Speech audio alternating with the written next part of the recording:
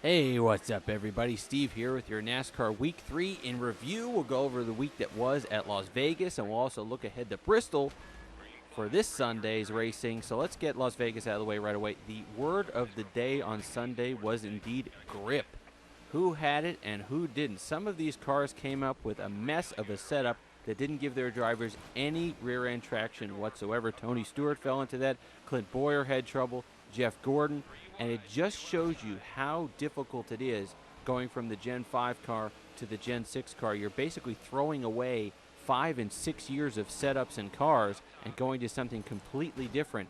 And part of the trouble, of course, was the wet practice all week long at Las Vegas, and then the slick dry conditions, the very sunny conditions on Sunday, creating a slick track. They didn't have the right setups at the beginning with the air pressure in the track bar, and it really showed in the racing as far as the cars that weren't able to get any push and just fell back through the pack.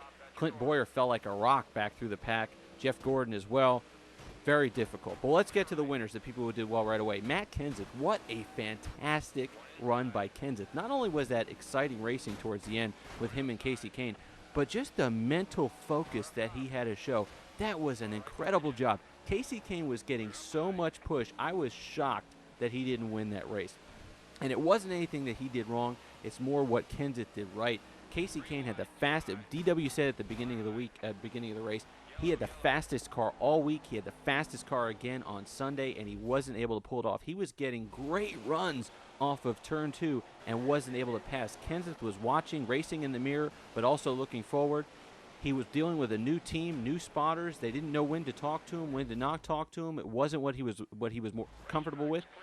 He was on there. He got on with the spotters. He told them to get the lap cars to the low side of the track so he can keep the high side line. He was doing that while he was racing Kane in the mirror, while he was looking forward.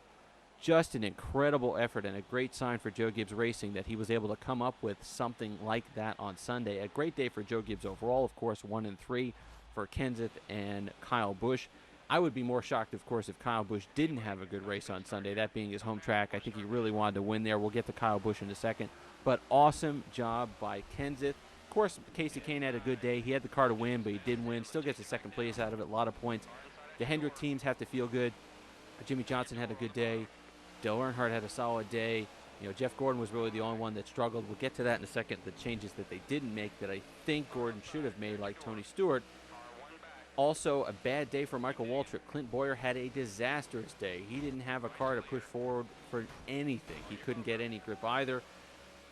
You're just seeing a lot of the teams, veteran teams, having problems, but you're seeing guys now that'll have good playbooks when we go to these type tracks again, when we go to these tracks again later in the season.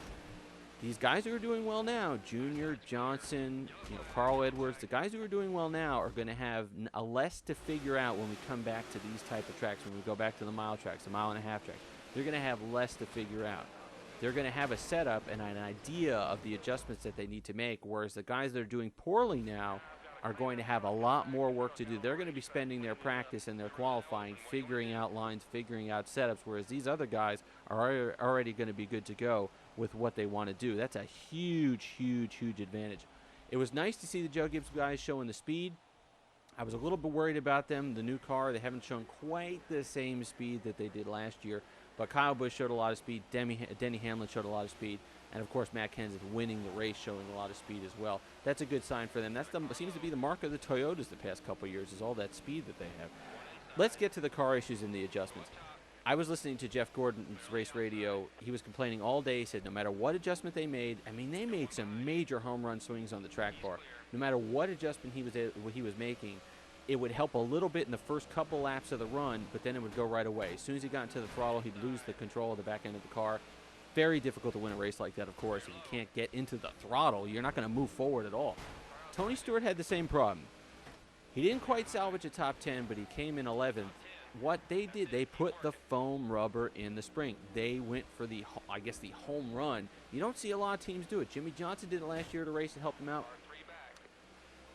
You're not going to win a race without the traction. I don't know why you're afraid of putting the foam rubber in there, physically forcing that car to stay connected to the track and give you some traction. you're not going to pass anybody without it. I don't think you should worry about the extra pit time, the adjustments that it makes to the car. You're not winning the race anyway. If it really bangs up the setup of the car, don't worry about it. You weren't going to get a top 20 finish even anyway. A lot of teams should do that. Jeff Gordon should have went to that on Sunday. Tony Stewart did. He salvaged a somewhat decent day. Didn't hurt his season overall. So that's some things that you do. Another Stewart-Haas racer that had trouble on Sunday was Danica. Bunch of articles saying, should Danica panic? Is this the time for her to, is it 3 bad weeks in a row and all this other nonsense, or a couple bad weeks in a row?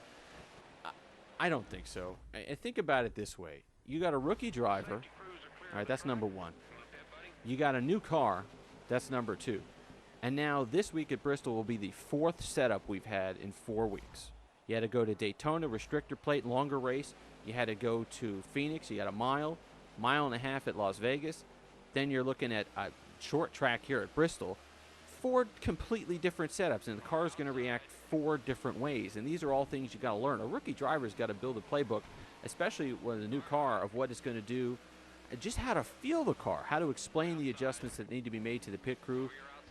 Those are things that are going to come with time. If we get to Watkins Glen, if we get to the Summer Series and we're still having the same type of problems after we've been through these tracks again, that's when maybe you worry about the season a little bit. Not yet. Relax. If you're a Danica fan, just relax and enjoy the ride as she learns through a few growing pains, but that's the way it's going to be. Kyle Busch, I look for him at Bristol this week. I think he really wanted to win last week at Las Vegas, his home track. I think he's hungry to get his season started. He's had kind of a mixed bag so far, but a solid effort last week. He really wants to turn around what he felt was what was a bad season for him last year and not make it to where he has to scramble to get into the chase. He's a way too talented driver to have to be out of the chase. I look for his win this week. Qualified first. He's going to have the pole on Sunday. I really think, Bristol, of course, track position is going to be, there's going to be a lot of bumping and grinding. I think Kyle Busch is okay with that. I think his Toyota is going to be in victory lane on Sunday, so look for that definitely. It'll be nice to see him kind of get back into the fold. I think Junior will have a good week as well. He was originally going to be my pick, and that's why you see me racing with him here, doing a lot more paint trading than will happen on Sunday. But Junior was my original pick, but I think having seen qualifying, having seen the focus, having seen a little bit of the speed from Kyle Busch this week in the Toyotas, Denny Hamlin as well, those qualifying times under 15 seconds. The first time we've had so many drivers, 15 drivers come in at 15 seconds, rounding out with Joey Logano right at 15 seconds. You're going to see some speed this week. The Toyotas have had it, and you need a talented driver to handle it and kind of navigate Bristol and of course, the turns and the other cars. And I think Kyle Busch is definitely talented enough for that. So look for him. Look for him to be solidly into the chase standings in his 2013 season, off and running with that. So we'll see how. Enjoy the race on Sunday. We'll see how it goes. Like, comment, subscribe, all that good stuff below. I like hearing from you guys. I like hearing the feedback and all that stuff. And we could enjoy the races together, get a bit of community going on here. This game even allows races online, so it might be cool to get some subscribers on there, and we can all have a race. You pick your favorite driver, and we can go at it and see how it goes.